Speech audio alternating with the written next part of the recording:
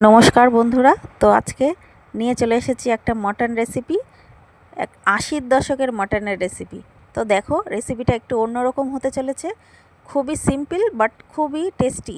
একটা অন্য ধরনের বলতে এটা খুব পুরনো ৮০ দশকের একটা মটন রেসিপি। তো মেনলি এটা আমি দিদার কাছ থেকে শুনেছি, নিজের কিছু ইনোভেশন আছে। তো দেখো, সমস্ত মটনটাকে পরিষ্কার করে ধুয়ে, এখানে ১ কিলোর থেকে বেশি মটন আছে। তো ধুয়ে প্রেশার কুকারের মধ্যে নিয়েছি, নিয়ে তার ভিতরে দিয়ে দিলাম হচ্ছে নুন, হলুদ, আর দিয়ে দেবো কিছুটা হচ্ছে গোটা রসুন, আর দিয়ে দিলাম তেজপাতা, শুকনো লঙ্কা, আর গোটা মশলার ভিতরে দিয়ে দিলাম হচ্ছে লবঙ্গ, এলাচ, দারচিনি, আর হচ্ছে গোটা গোলমরিচ একসঙ্গে দিয়ে দিলাম, বেশ ১০-১২টা করে। তো দিয়ে দেওয়ার পরে এর মধ্যে দিয়ে দেবো একটু সর্ষের তেল, খুবই সামান্য, খুব বেশি নয়, অল্প একটু সর্ষের তেল দিয়ে দেবো হচ্ছে পরিমাণ মতন জল দিয়ে এটাকে ২-৩টে সিটি মেরে নিতে হবে। যার প্রেশার কুকার যেরকম সেই হিসেবে সিটিটা দিয়ে নেবে। তো মটনটাকে মোট কথা সিদ্ধ করে নিতে হবে।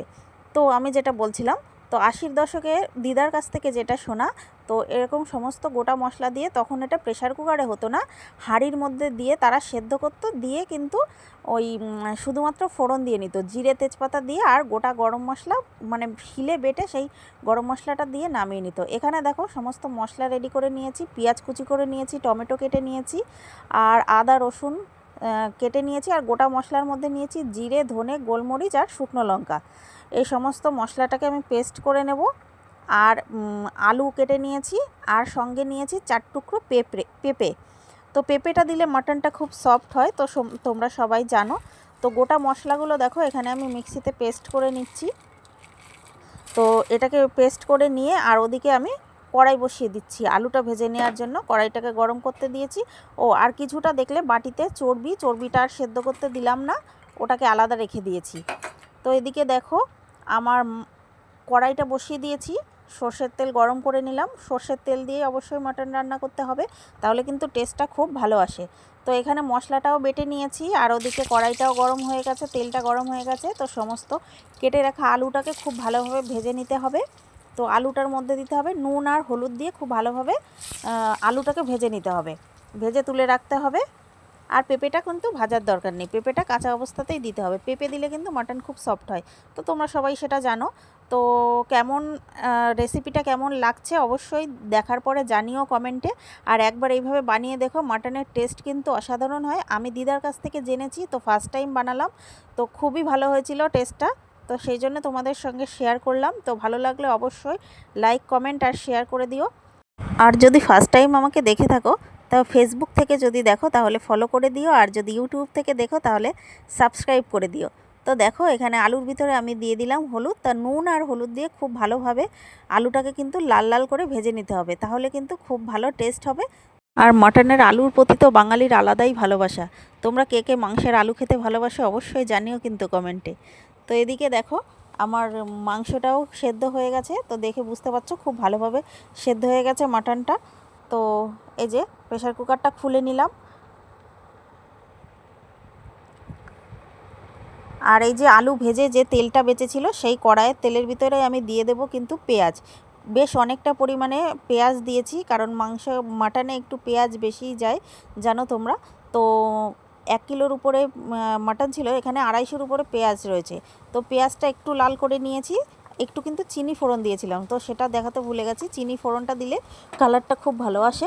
তো পেঁয়াজটা লাল লাল হয়ে যাওয়ার পরে যে বেটে রেখেছিলাম মশলাটা, জিরে, ধনে, আর শুকনো লঙ্কা আর গোলমরিচ, সেই মানে মশলার পেস্টটা দিয়ে দিলাম, দিয়ে খুব ভালোভাবে কষিয়ে নিচ্ছি। তো যেহেতু একটু ঝোল দেব, তার জন্য আরেকটু লবণ হলুদের প্রয়োজন। তো মানে মশলাটা কষানোর সময় মানে পরিমাণ মতো লবণ আর হলুদটা দিয়ে দিলাম, দিয়ে খুব ভালোভাবে মশলাটা কষিয়ে নিলাম। কষিয়ে এর মধ্যে দিয়ে দেবো 2টো কেটে রাখা টমেটো।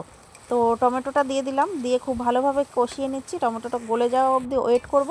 তো মশলাটা দেখো মোটামুটি রেডি হয়ে গেছে, তেল ছাড়তে আরম্ভ করেছে। আর ওদিকে মাটনের স্টক থেকে কিন্তু সেদ্ধ মাটনটা তুলে রেখেছি। তুলে দেখো মাটনটা, এই মশলাটা কষানো মানে রেডি হয়ে গেছে। এর ভিতরে মাটনটা দিয়ে দেবো, দিয়ে খুব ভালোভাবে একটু সময় নিয়ে মাংসটার সঙ্গে মশলাটা খুব ভালোভাবে কষিয়ে নেব।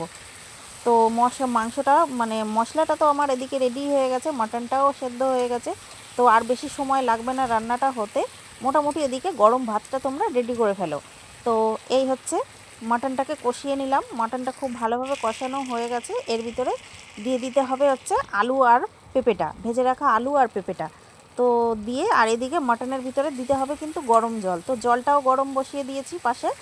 তো দেখে মটনটা খুব ভালোভাবে কষিয়ে নিচ্ছি, খুব ভালো সময় নিয়ে একটু সময় ধরে কষাতে হবে মশলার সঙ্গে, যেন মাটনটা খুব ভালোভাবে কষে যায়। কষানোর উপরে কিন্তু টেস্টটা নির্ভর করছে। এই কষানোর সময় কিন্তু ওই যে তুলে রেখেছিলাম যে চর্বিটা, তো চর্বিটা ওর ভিতরে অ্যাড করে দিলাম। এখন এবার আরও সময় ধরে কষাতে হবে, চর্বিটা দিয়ে আরও কিছুক্ষণ কষিয়ে নিতে হবে, যতক্ষণ না তেলটা মশলা থেকে আর মাটন থেকে ছেড়ে আসছে ততক্ষণ অবধি কষিয়ে যেতে হবে।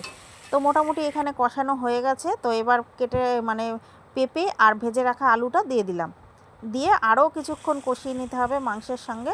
তাহলেই কিন্তু আলুর যে মাটনের আলুর যে এক্স্যাক্ট টেস্টটা তখন খুব ভালোভাবে কষানোর জন্যই কিন্তু আসবে। তো এখানে দেখো আমি গরম জল দিয়ে দিয়েছি, দিয়ে একটু ঝোলটা বেশি পরিমাণেই দিয়েছি, একটু ফুটিয়ে শুকিয়ে নেব, নিয়ে একদম শাহি গরম মশলা দিয়ে নামিয়ে নেব। মোটামুটি মাংসটা আমার রেডি হয়ে গেছে। তো কেমন লাগলো রেসিপিটা অবশ্যই কিন্তু কমেন্টে জানিও। তো দেখো মাটনটা একদম রেডি হয়ে গেছে। তো গরম গরম ভাতের সঙ্গে পরিবেশন করো। তা সকালে ভালো থেকো, দেখা হবে পরবর্তী অন্য কোনো ভিডিওর সঙ্গে। তো সকলে ভালো থেকো, টাটা।